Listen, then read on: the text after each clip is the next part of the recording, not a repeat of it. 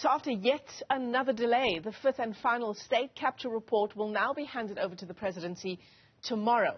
That's a sort of preliminary date that's been given. The submission of the report was expected to take place yesterday after the Commission had already missed its court-mandated deadline of the 15th of June.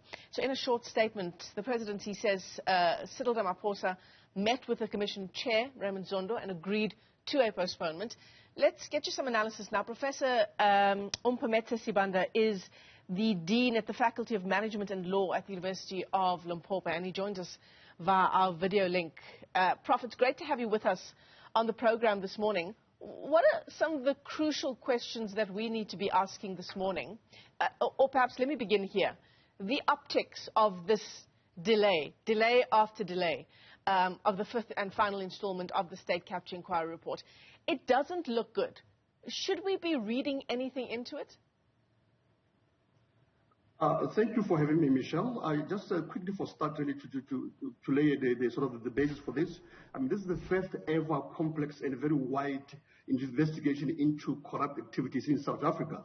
And we have thought that now with this particular investigation, South Africa would break away from the cohort of African countries that are deemed corrupt. But of course, coming back to your question, yes, there will always be, issues or suggestions or innuendos around this particular delay. To start with, it is denting the credibility of the entire process, this delay. But it's not for the first time that we will have delays, we'll have requests at different fora, courts in particular, to get extensions. That is exactly the problem here. The delay is really causing havoc in terms of the credibility. The other point is the fact that now justification seems to be a little bit different. On the one side, the presidency is saying the timing of the handover of the report is an issue. But when you read the statement issued by or made by Professor Musala, a spokesperson for the commission, he's saying basically in a nutshell that now they are not ready with the report.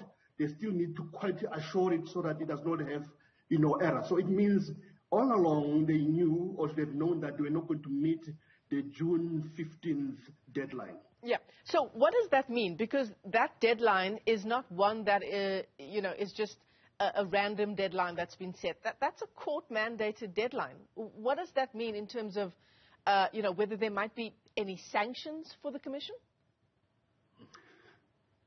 I doubt if there will be any sanctions for the Commission, but if the Commission was to want to go back to the court in the near future, it would be told that, listen, you never adhere to the court mandate because there was a court order.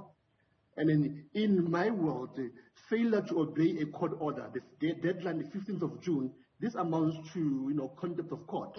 But then it's going to be very difficult to say that there is contempt, that can be sanctions because there are certain requirements that need to be met. One of those, the last one in particular, that will be difficult to prove is that the Commission, Chief Justice Zondo in particular, was deliberate, acted in bad faith in not meeting the deadline. It is only the issue of the requirements that will make this contempt of court issue or argument sort of fall by the wayside. But then it is concerning that they have failed to do that. Remember, when he approached the court at the time, he said the Commission was at the tail end of its investigation. So for me, the question is, did the Commission not really, was it not too much open, or did it sort of, should I say, mislead the court in saying that now we are almost ready? No, to wrap up the investigation. Yeah, absolutely. The President going so far as to say in the statement released by the Presidency that he rejects claims that the President has in any manner interfered with the work of the Commission or the judiciary, as speculated by some opposition parties. The DA answering back saying it doesn't buy the explanation given by the State Capture Inquiry. I mean, given why the inquiry was started in the first place, the kind of justice that South Africans are hoping will come out of the inquiry in terms of the corruption at SOEs and in various institutions around the country. This kind of undermining of the processes of that inquiry itself is not going to do any good at all. Yeah, I mean, look at this. What we expected as South Africans from this final report. Firstly, that the report will sort of tie together all the other reports, in particular the recommendations that were made by the different reports. Remember, many people are fingered across all over the crime scene. But then we need now to look at the recommendation as a one document.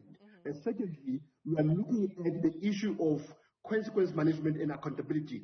Is our government ready? Has it this capability or ability to hold people to account? And that's, I think, the reason why. But when it comes to the president, there's always that issue of, Glencore, and also the issue of Bosasa, and then the theories that perhaps the delay might be because already the president might know he is sort of referenced in not so positive way somewhere in the reports. And as a result, there will always be a way to find out how to best present this particular report. It is just speculations out there. Yeah, absolutely. So a tentative date, and in fact that word tentative is included in the statement from the presidency.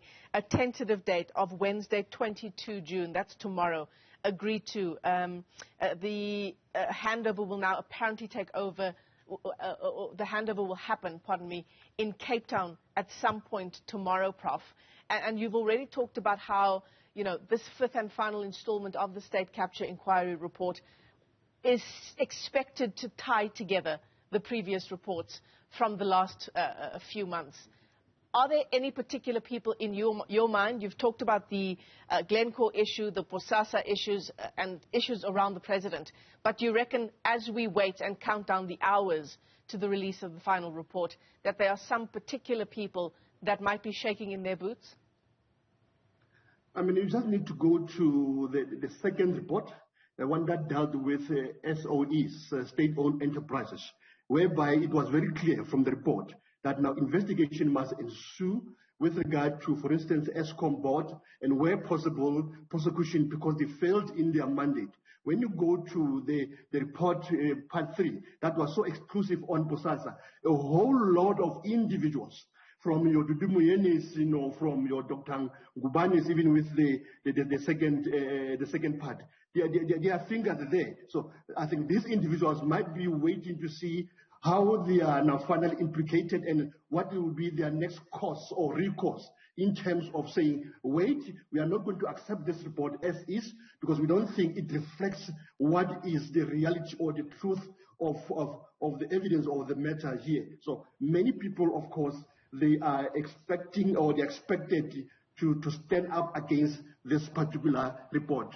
In my view, and I've been saying, the final state capture report must be the blueprint of South Africa's accountability or blueprint for accountability when it comes to corruption and corrupt practices. Certainly. Professor Omphemetse Sibanda, let me thank you for your time this morning. He's with the Faculty of Management and Law at the University of Limpopo.